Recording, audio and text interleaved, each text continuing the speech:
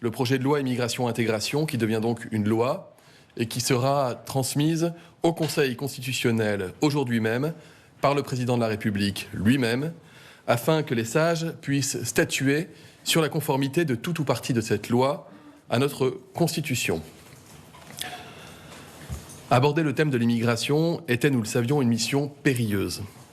Raison pour laquelle nous avons pris le temps, près d'1 an en tout. L'immigration soulève beaucoup de peur, parfois de colère. C'est le thème clivant par excellence, qui charrie des vérités et des contre-vérités. C'est le sujet qui doit être abordé avec toute la pondération nécessaire, mais qui pourtant radicalise souvent les postures. Entre les no-borders d'une gauche qui appelle à accueillir tout le monde sans condition et l'immigration zéro de l'extrême droite, il nous fallait suivre un chemin guidé par quelques boussoles, l'unité, l'efficacité, la justice et l'utilité. Si je résume à grands traits notre philosophie, mieux expulser ceux qui sont une menace, être plus efficace pour dire non lorsqu'un étranger n'a pas vocation à rester sur notre sol, être plus efficace pour intégrer ceux qui ont vocation à rester sur notre sol, ceux à qui on dit oui, par l'apprentissage de la langue, par l'adhésion à nos valeurs et par l'accès à l'emploi. Aborder le thème de l'immigration, je le disais, est aussi périlleux parce que nous sommes en majorité relative à l'Assemblée nationale, c'est-à-dire que nous ne pouvons pas décider seuls. C'est le choix des Français, nous le respectons. Nous savions donc que la loi ne serait pas notre seul texte, mais qu'il serait, in fine, le fruit d'un compromis. La gauche du gouvernement a d'office refusé de participer à la recherche de ce compromis. C'est donc vers la droite, majoritaire au Sénat, que nous nous sommes tournés et que nous avons identifié et donc adopté un compromis. Depuis hier, tout le monde tente d'imposer son narratif. Le RN et les LR veulent crier victoire. La NUPES hurle à la trahison. Ne tombons pas dans le piège tendu par ceux qui instrumentalisent les émotions. Il faut remettre du rationnel, du factuel. Tout d'abord, ce texte de loi n'est pas le texte du Rassemblement national. Le Rassemblement national se livre à une véritable escroquerie intellectuelle en célébrant à tort sa prétendue victoire idéologique. Ne nous laissons pas avoir par ce recel politique. Les faits, le Rassemblement national refusait de voter la version du Sénat parce qu'elle ne jugeait le texte pas suffisamment ferme. Et pourtant, elle a voté la version issue de la commission mixte paritaire, version de laquelle avaient disparu des mesures dures, telles que la fin de l'aide médicale d'État. Où est la cohérence ? Les faits toujours, le Rassemblement national a voté hier pour la régularisation de milliers de travailleurs sans papier. Le Rassemblement national a voté hier pour la fin de l'enfermement des mineurs étrangers en centre de rétention administrative. Le Rassemblement voulait faire sortir un lapin de son chapeau, il l'a mangé. Le chapeau, pas le lapin. Enfin, à la demande du président de la République, nous avons mentalement retranché les voix des députés du Rassemblement national pour nous assurer que même sans eux, nous disposions d'une majorité claire au Parlement. C'est le cas. Deuxièmement, ce texte n'a rien à voir avec la préférence nationale. J'entends et je lis que conditionner certaines prestations sociales à des délais de présence sur notre sol serait une entorse au principe d'universalité qui traduirait une forme de bascule dans une pensée de préférence nationale. C'est faux, puisque c'est déjà le cas pour des prestations sociales telles que le RMI, c'était Michel Rocard qui en avait décidé ainsi, puis le RSA encore aujourd'hui, mais également pour la prime d'activité votée sous Hollande. J'en sais quelque chose, puisque j'ai voté, sous la mandature de François Hollande, la création de cette prime d'activité, qui n'est accessible que pour les étrangers, dès lors qu'ils ont 5 ans de résidence sur le sol. Et à l'époque, je n'ai pas entendu de cris d'orfraie ou de contestation. Vous dire cela n'empêche pas évidemment de reconnaître que ce choix, aujourd'hui, ce n'est pas le nôtre. Ça n'empêche pas de reconnaître qu'il y a dans cette loi des choses que nous n'aimons pas, qu'une partie de la population française n'aime pas, que je n'aime pas, mais qui ne nous déshonorent pas. Et que pour certaines de ces mesures, notamment celles qui sont contre-intuitives parce qu'elles auraient plutôt tendance à gêner l'accès au travail pour les étrangers, pour certaines des mesures, nous réinterrogerons celles-ci dans un avenir proche. Troisièmement, ce texte, il est utile et efficace. C'était son objectif initial. Tous, nous déplorons en permanence le sentiment d'impuissance que nous pouvons ressentir face à la complexité de certaines règles, de certaines procédures, qui voient des étrangers multiplier les recours, jusqu'à une vingtaine parfois de recours, ou parfois ces règles et ces normes qui nous empêchent d'expulser des personnes potentiellement dangereuses, et l'histoire récente française l'a hélas encore une fois montré. Eh bien, cette loi, elle met un terme à cela. Et en cela, c'est une loi qui protège les Français. Enfin, ce texte, il comporte des mesures de justice. J'ai cité l'interdiction d'enfermement des mineurs dans les centres de rétention administrative. J'ai cité les cours de français, l'adhésion aux valeurs de la République. Je parlerai évidemment aussi de cette possibilité nouvelle de pouvoir régulariser des travailleurs étrangers irréguliers qui exercent leur mission dans des métiers en tension, dans des endroits où on a besoin d'eux, et ce, sans avoir davantage besoin que leurs employeurs soient d'accord. Et c'est une mesure extrêmement forte. En conclusion, je dirais que cette loi immigration-intégration, elle est désormais derrière nous.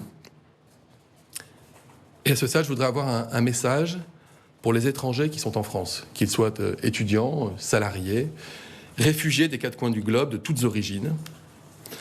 Vous dire que les outrances des uns et des autres, ces dernières semaines, ces derniers mois, ont pu vous laisser croire que vous n'étiez plus les bienvenus. Ce n'est pas le cas. Nous savons, les Français savent ce que nous vous devons. Nous savons ce que vous apportez à notre pays, hier, aujourd'hui, demain. Nous savons vous le dire d'ailleurs quand c'est évident. Je repense à la crise Covid et à ces travailleurs de la première ligne dont beaucoup sont étrangers ou d'origine étrangère. Je voudrais vous dire que cette loi, c'est aussi la vôtre. Parce que mettre un cadre clair, c'est quitter les rivages des préjugés et c'est faire taire les peurs. Parce que définir votre place dans la société, c'est aussi vous dire que vous y avez votre place dans la société française. J'en viens maintenant, et sans transition, au compte-rendu du Conseil des ministres de ce jour, qui va être assez bref, pour vous dire que la ministre de la Transition énergétique a présenté 2 projets de loi. Le premier organise la gouvernance de la sûreté nucléaire et de la radioprotection afin de répondre au défi de la relance de la filière nucléaire. Le second modifie la loi organique relative à l'application de l'article 13 de la Constitution. En gros, ce sont 2 textes qui permettent concrètement de réunir au sein d'une seule autorité administrative indépendante les activités de contrôle qui étaient jusque-là exercées par l'autorité de sûreté nucléaire et les activités d'expertise qui sont exercées par l'Institut de radioprotection et des sûretés. Voilà ce moment important, on n'en a gardé que la substantifique moelle, c'est en direct bien évidemment, on tournera à l'Assemblée à 14h parce que l'exécutif retourne dans le chaudron de l'Assemblée nationale, là où tout s'est passé hier avec une séance qui s'annonce d'ores et déjà houleuse, avec des questions posées au gouvernement. C'est avec bonheur qu'on a entendu, chère Arlette Chabot, que cette loi était derrière le gouvernement, derrière nous, nous a dit Olivier Véran. Avec soulagement, visiblement. 12h32. 12h32. Oui, c'est ce qu'on disait tout à l'heure. Le gouvernement a hâte de passer à autre chose, bien entendu. Ce qui est étonnant, c'est un tout petit peu, il n'y a pas de regret, mais quand même, en gros, le gouvernement attend 2 choses. C'est-à-dire, il dit d'abord qu'il y a effectivement la saisine du Conseil constitutionnel par le président de la République, avec, on le sait, sûrement des dispositions qui seront annulées, et notamment celles qui concernent les prestations sociales. On verra l'ampleur, lesquelles. Donc ça veut dire en gros... Celles qui ont fait la joie de LR et quelque part oui, du RN. Et y a Alors attendez, on me dit que question intéressante, ces questions houleuses. D'abord, est-ce que vous pouvez nous confirmer que le ministre de la Santé, Aurélien Rousseau, était bien absent ce matin? Et est-ce que, selon vos informations, il a bien démissionné? Et par ailleurs, vous avez évoqué à l'instant la possibilité de réinterroger certaines mesures du projet de loi immigration plus tard. Concrètement, lesquelles et qu'est-ce que ça veut dire? Ça veut dire, est-ce que par exemple pour les mesures les plus controversées comme les APL, est-ce que vous mettez une clause de revoyure? Quel sera le process pour éventuellement réinterroger certaines mesures? Merci. D'abord, je vous confirme la démission du ministre chargé de la Santé et de la Prévention, Aurélien Rousseau, qui a présenté sa démission à la Première ministre et au Président de la République et qui était absent ce matin en Conseil des ministres. Aurélien Rousseau sera remplacé par Agnès Firmin-Lebaudot, actuellement ministre déléguée aux professions de santé, qui assurera l'intérim. Sur la deuxième question que vous m'avez posée, pardonnez-moi, la loi est adoptée. La loi va être traduite devant le Conseil constitutionnel, avec les sages, qui vont devoir déterminer si la loi est conforme, je le disais, tout ou partie de la loi est conforme à la Constitution. Bien. Évidemment, il ne me revient pas de commenter, ni en amont, ni pendant, et ni en aval d'ailleurs, lorsque les sages auront rendu leur jugement, puisqu'ils sont indépendants et que nous les respectons. Donc nous verrons quelle sera la mouture du texte tel que promulgué par le président de la République à l'issue de cette saisine du Conseil constitutionnel, qui là, je le répète, lui-même décidé et réalisé. Et ensuite, nous regarderons à l'usage s'il y a des choses qui, dans cette loi, immigration-intégration, sont de nature, par exemple, je le disais, à gêner l'accès au travail pour des personnes étrangères. Il y a un certain nombre de questions qui sont soulevées par des dispositions qui ont été adoptées dans la loi hier, et donc il est normal de pouvoir se poser la question. Mais nous le ferons pour cette loi comme nous le faisons pour l'ensemble des textes que nous sommes amenés à adopter au cours d'une législature. Bonjour Monsieur le Ministre, Léopold Debert pour BFM TV. Je vais reprendre vos propos. Vous avez dit il est temps de passer à autre chose. Également propos martelés sur France Inter par la Première ministre ce matin. Mais comment passer à autre chose dans cette situation avec, on l'a appris hier soir, plusieurs ministres de l'aile gauche qui se réunissent pour discuter entre eux parce qu'ils conviennent entre eux que le texte qui a été voté est trop à droite. Comment avancer avec également une majorité et des députés de gauche, enfin de l'aile gauche, de la majorité qui ont voté contre? On parle d'un quart de ces députés de Renaissance au total. Première question donc sur ces ministres entre guillemets frondeurs hier, et puis ensuite les députés de la majorité, dont Sacha Houlié, symbole de l'aile gauche, qui a voté contre.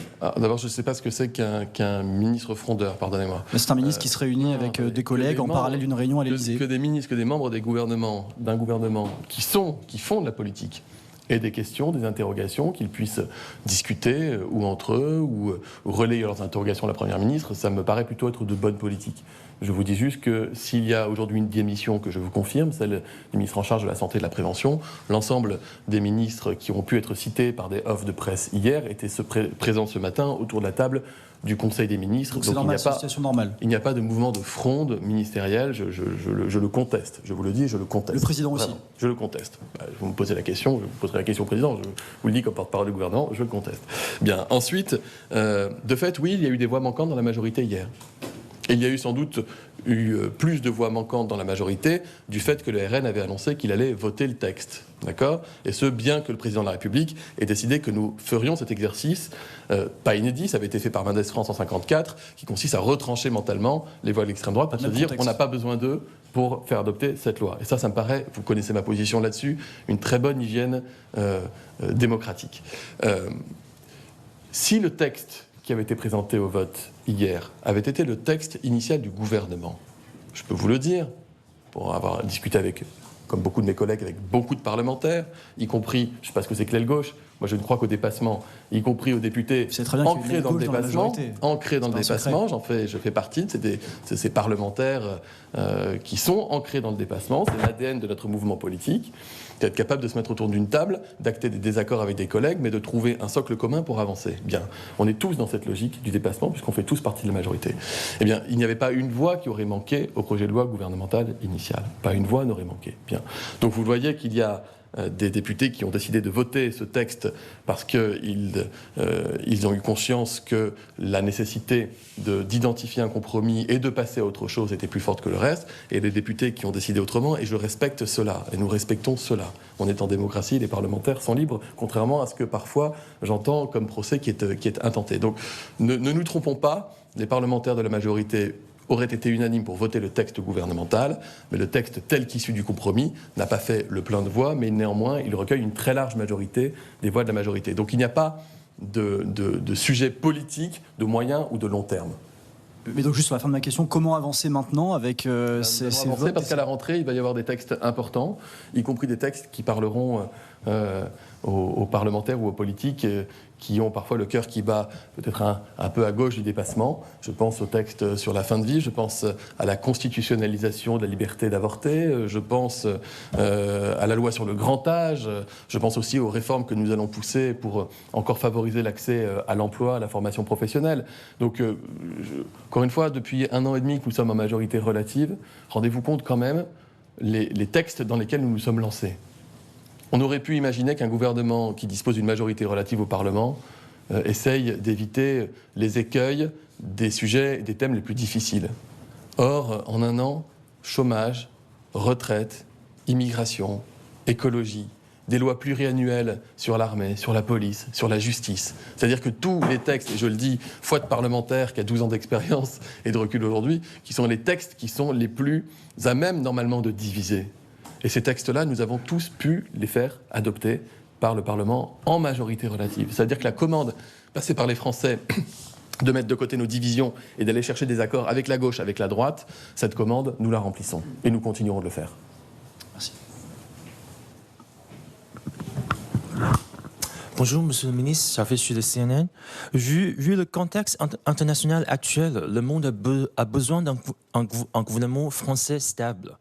Mais on a déjà vu comment un débat sur l'immigration a fait tomber le gouvernement aux Pays-Bas. Est-ce qu'on doit s'inquiéter que ça va aussi arriver en France ?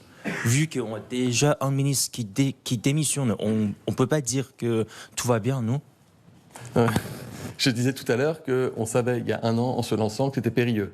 D'ailleurs, les plus fous d'entre nous avaient proposé des solutions alternatives à un texte de loi classique, type Convention citoyenne. Peut-être que vous en souvenez. Bien. Quand je dis les plus fous, c'était peut-être de moi dont je parlais. Est-ce que parce qu'un sujet est périlleux, il en est moins important aux yeux des Français ? Est-ce que parce qu'un sujet est périlleux, il faudrait que nous prenions pas le risque de l'aborder avec réalisme ? Le courage en politique, c'est d'affronter les problèmes et de proposer des solutions et de trouver des voies de passage.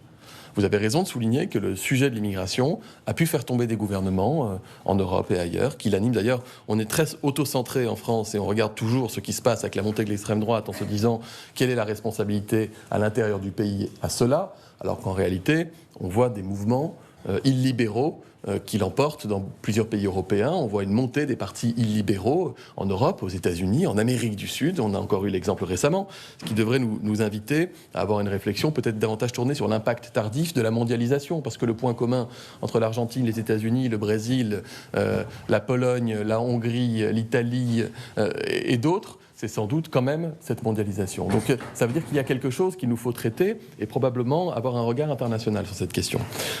Ça n'empêche pas, je le redis, d'aborder le sujet de l'immigration pour ce qu'il est avec ses enjeux. C'est pas le premier texte de loi, c'est sans doute pas la dernière loi. Cette loi-là, elle est forte parce qu'elle apporte des réponses concrètes. Vous savez, pardon, je reprends ma casquette d'ancien député de Grenoble. J'ai été beaucoup en lien avec des associations qui interviennent avec les migrants. Et plusieurs fois, j'ai été amené à faire des interventions pour elles. Et je sais que ces associations, aujourd'hui, elles regardent les débats télévisés. Elles n'ont comme seule perspective, sauf à avoir lu le détail du texte issu de la CMP, que ce qu'ils entendent. Et qu'il peut y avoir beaucoup de craintes que tout d'un coup, le regard de la France sur l'immigration aurait changé, que plus rien ne serait possible, etc. comme avant. C'est pour ça que je dis qu'il faut mettre de côté les peurs et l'émotionnel et regarder les faits pour ce qu'ils sont. Et je dis que ce que nous faisons, c'est aussi permettre à des gens qui ont vocation à rester, de pouvoir le savoir plus vite, de pouvoir accéder au travail plus vite, d'apprendre notre langue plus vite, d'être en pleine cohésion avec nos valeurs et de ne pas se sentir en porte-à-faux. Mais c'est aussi être capable de dire non plus vite. Et je vous le dis, foi de parlementaire, que parfois, lorsque vous avez des familles, des personnes qui vont déposer une demande d'asile et qui vont être accompagnées, sans doute avec les meilleures intentions du monde, par des associations ou des avocats qui vont avoir jusqu'à 20 recours et qui, pendant 2 ans, 2 ans et demi, par définition, n'ont pas le droit de travailler, n'ont évidemment pas le droit de voler, chacun l'entend, et sont dans l'espoir de pouvoir rester, alors que la messe est dite, si je puis dire. Et qu'au fond, se dire qu'on va diminuer ce nombre de recours de manière à être plus efficace et donc permettre à des gens de ne pas perdre 1 an, 2 ans, parfois 3 ans de leur vie, ça me semble pas inhumain, au contraire. Donc ce qu'il faut, c'est remettre encore une fois du rationnel. On peut toujours prendre un petit bout d'un texte, on peut toujours prendre ce que l'un ou l'autre nous dit de ce texte. On peut toujours écouter un député socialiste dire que le texte que nous avons voté serait antéchristique, alors même que le même député socialiste était sur le même banc que moi sous le mandat Hollande et que nous avons voté des textes qui allaient dans ce sens. Donc je vous le redis, le plus grand tort qu'on pourrait causer aux étrangers dans notre pays et le plus grand mal qu'on pourrait porter, le plus grand coup qu'on pourrait porter à l'avenir démocratique de notre pays, c'est de rester dans cette logique d'outrance permanente, de refuser l'idée d'arriver à se rencontrer, de croiser des positions et de considérer que les positions équilibrées sont sans doute celles qui permettent de traiter avec le plus d'efficacité et le plus de justice des situations qui sont éminemment complexes.